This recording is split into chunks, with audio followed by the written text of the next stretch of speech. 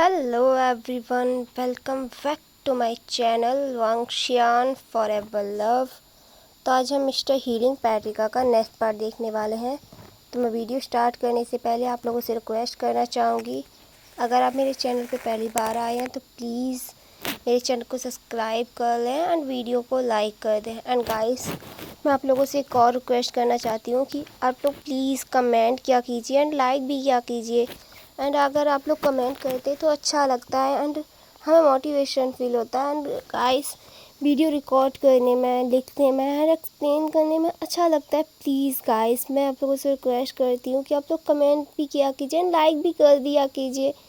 एक लाइक करने से आपको कुछ नहीं आता, लेकिन हमें तो मोटिवेशन मिलती है, हमें अच्छा लगता है और वीडियो रिकॉर्ड करने में और ज़्यादा अच्छा लगता है। एंड गाइस, ठीक है, आई एम सॉरी। चलो अब अपनी वीडियो की तरफ बढ़ते, मुझे लगता है कुछ ज़्यादा ही हो गया। एंड तो हम वीडियो स्टार्ट करते हैं। जैसा कि हमने प्रीवियस वीडियो में देखा था कि वेंचिंग ये युवान को लेकर विंग के ऑफिस आई थी। एंड वहाँ पे विंग ने जब युवान को देखा तो बहुत ज़्यादा खुश हो गया था। युवान ने वांग जी को देखा था तो वो उसकी लैब में चला गया था और उसके चीक्स पे किस किया था। एंड वेंचिंग जो वहाँ सदमे में खड़ी हुई थी क्योंकि वो उससे ईबो, एंड वो धीरे से बोली ईबो। एंड वांग जी जब ये वॉइस सुनता है तो वो वेंचिंग की तरफ दिखता है। एंड विंग बोला, वेंचिंग मैं तुम्हें इससे मिलवाता हूँ, ये है ईबो। एंड ईबो ये तुम्हारी best friend Wenching. And Wenching बोली, मुझे पता है ये ईबो है, पर ये ऐसा बिहेव क्यों कर रहा है, इसने मुझे देखकर कोई रिएक्ट नहीं किया। एंड विंग बोला, वेंचिंग उसे कुछ भी याद नहीं है, बस मैंने उसकी चेस्ट पे वो टैटू देखा था एंड इससे मुझे पता चला वो ईबो है। एंड वांग जी जो पूरी तरह से सदमे में था और मतलब पूरी तरीके से शौक था क्योंकि उसे कुछ समझ ही नहीं आ रहा था एक टैटू के बेसिस पे वो क्या डिसाइड करे। एक तो उसे पहले से कुछ भी याद नहीं है एंड यहाँ पे सारे लोग उसे ईबो ईबो बोल रहे हैं। एंड वांग जी जो एक गहरी सांस लेता है और बोलता है, विंग मैं हॉट जा रहा हूँ, मेरे अंकल एंड ब्रदर आ रहे हैं, प्लीज़ सारी मिसअंडरस्टैंडिंग क्लियर हो जाएगी एंड सब कुछ क्लियर हो जाएगा। और ये टैटू कहाँ से आया ये भी। एंड विंग जी ये सुनकर शौक रह जाता है कि उसे अभी भी यकीन नहीं हो रहा है। एंड विंग कुछ बोलता उससे पहले युवान बोला, डैडा आप हमारे साथ नहीं रहोगे, युवान ने कोई मिस्टेक की है, युवान खुद बॉय बनेगा।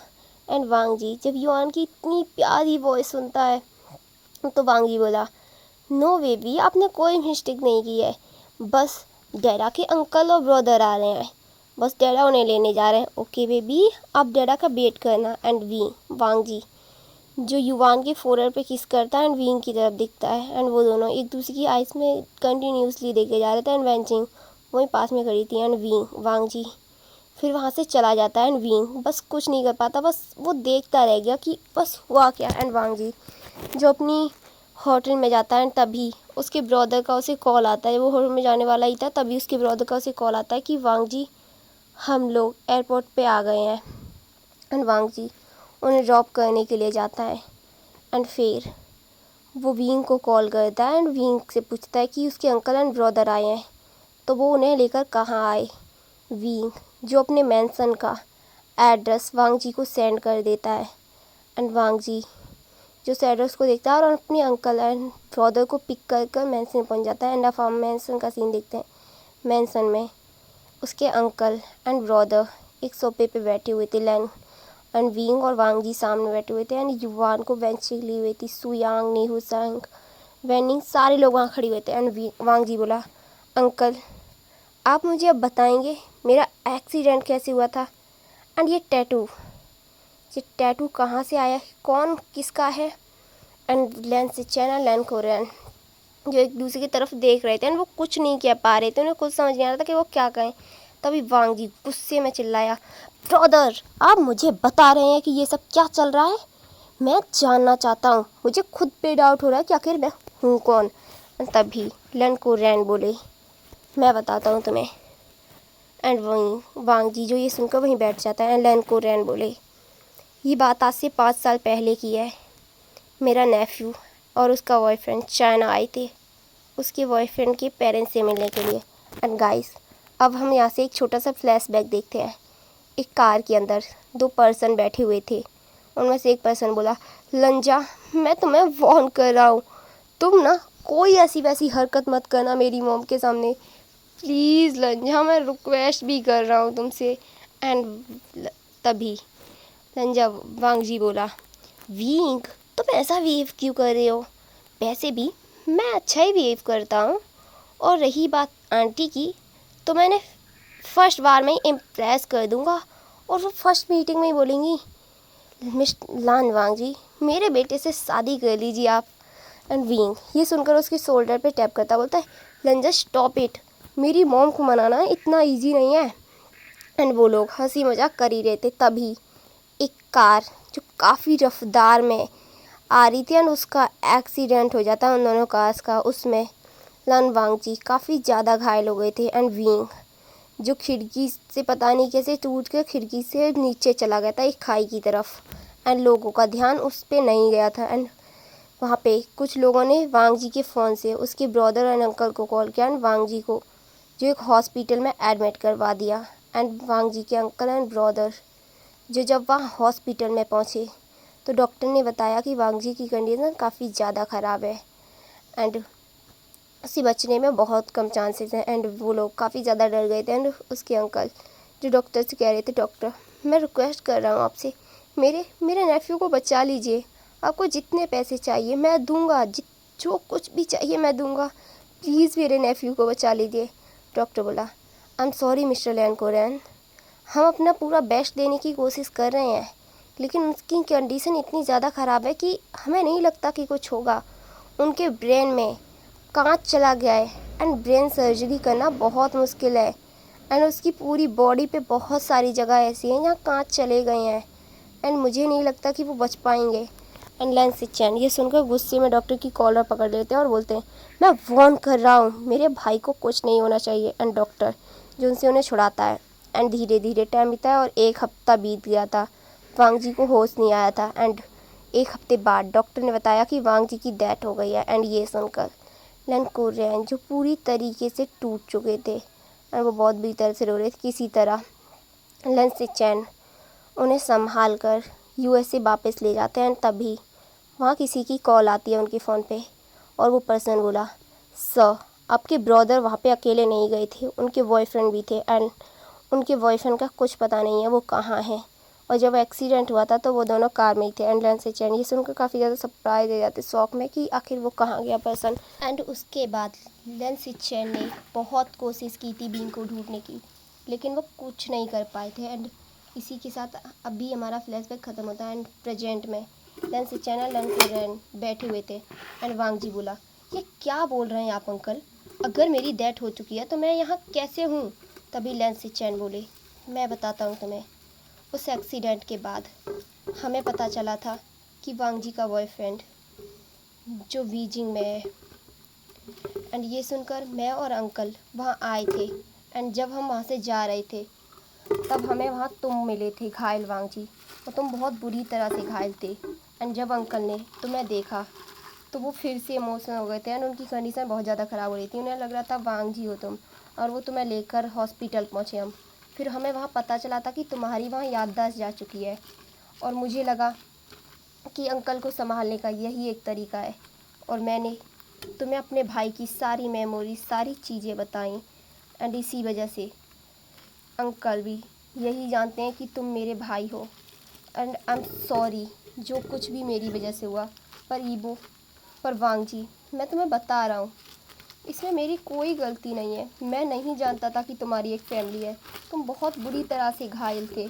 एंड वांग जी जो ये सुन रहा था एंड वो सोफे पे बैठ जाता है एंड उसकी आंखों से आंसू निकल रहे थे। एंड वहाँ बीइंग भी था एंड बीइंग वांग जी को हक कर लेता है और बोलता है, ईबो मैंने कहा था ना तुमसे, तुम मेरे ईबो हो, मैं कभी अपने ईबो को पहचानने में गलती नहीं कर सकता। एंड वांग जी जो बीइंग को हक कर लेता है कहता, आई एम सॉरी मुझे नहीं याद कि मैं कौन था, हमारा पास्ट कैसा था, पर मैं इतना जानता हूँ कि मैं तुमसे बहुत प्यार करता हूँ। मुझे नहीं पता ये पहली वाली फीलिंग्स हैं या अभी, पर मैं अभी तुमसे बहुत प्यार करता हूँ। एंड वो दोनों एक दूसरे को हक कर लेते हैं एंड वो लोग ये देखते भी नहीं है कि लैन सिचैन, लैन कोरैन और उनके सारे फ्रेंड्स वहाँ खड़े हैं और वो दोनों एक दूसरे को किस करने लगते हैं। लैन सिचेन ये देखकर स्माइल करते हैं। लैन कोरियन वो तो मुंह बना रहे थे कि उनका नेफ्यू इतना ज़्यादा सेमलेस कैसे हो सकता है। एंड थोड़ी देर बाद उन्हें रियलाइज़ होता है कि वो लोग यहाँ अकेले नहीं हैं। एंड वांग जी जो बोला विंग विंग उसे घूर के देखता है और बोलता है वांग जी बोला ओह आई एम सॉरी। ठीक है जान तुम मुझे बताओगे आखिर मेरे साथ क्या हुआ था, मैं कैसे घायल हुआ था। एंड विंग जब ये सुनता है तो उसकी आइज से आंसू आने लगते हैं। उसकी आंखों से बहुत ज़्यादा आंसू बह रहे थे। एंड वांग जी जब ये देखता है तो उसे हक कर लेता है और बोलता है आई एम सॉरी, अगर तुम मुझे नहीं बताना चाहते तो मत बताओ, मैं तुम्हें फोर्स नहीं कर रहा हूँ।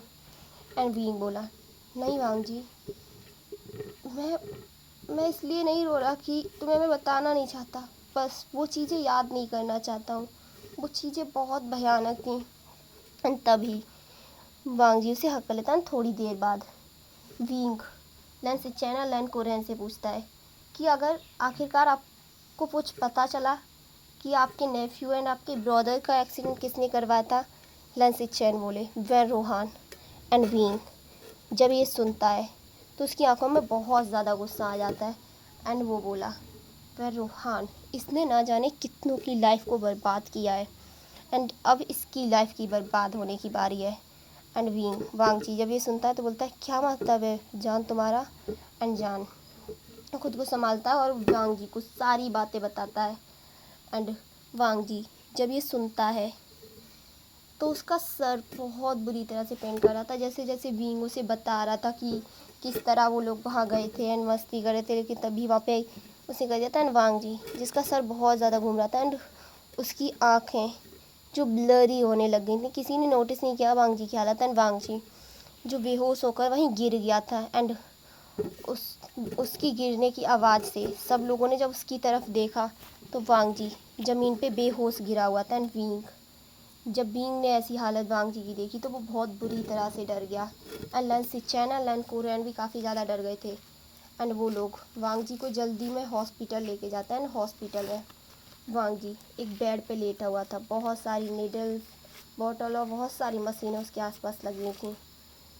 एंड डॉक्टर जो वांग जी को चेक करके बोलती है सर मुझे लगता है ये सदमे की वजह से ऐसे बेहोश हो गए, शायद उन्हें शॉक लगा है, कुछ ऐसा जो उन्हें नहीं लगना चाहिए था। एंड ये डॉक्टर वही थी जिसने पहले ईबो का इलाज किया था और वो बोली मिस्टर लैन क्विरैन मैंने आपसे बोला था आपके नेफ्यू की याददाश्त जा चुकी है, कुछ भी ऐसा मत कहिएगा या बताइएगा उन्हें जिससे उन्हें अपनी लाइफ के बारे में कुछ याद आए, अगर उन्हें अचानक से कुछ याद आया तो इससे प्रॉब्लम हो सकती है। एंड विंग जब ये सुनता है तो डॉक्टर से बोलता है डॉक्टर आई एम सॉरी, मैं उसका हस्बैंड हूँ, मैंने उसे गलती से हमारे बारे में कुछ ऐसी चीज़ें बता दी जो नहीं बतानी चाहिए थी, शायद मुझे भी रियलाइज़ हो रहा है मुझे नहीं बतानी चाहिए था। एंड डॉक्टर जब विंग को वहाँ देखते हैं तो बोलती है सर आपके हस्बैंड की कंडीशन बहुत ज़्यादा ख़राब है, लेकिन मुझे अभी उन्हें होश आने में टाइम लगेगा एंड आपको शायद उन्हें ऐसी बातें नहीं बतानी चाहिए थी, वो शॉक की वजह से भी हो सका एंड वो थोड़ी देर में होश में आ जाएंगे। एंड विंग जो वहीं वांग जी की उसके पास बैठा होता बोल रहा था ईबो आई एम सॉरी, हमेशा तुम्हें मेरी वजह से ही क्यों हर्ट होता है। एंड गाइस इसी के साथ आज का हमारा पार्ट ख़त्म होता है। तो गाइस देखेंगे कि वांग जी आखिर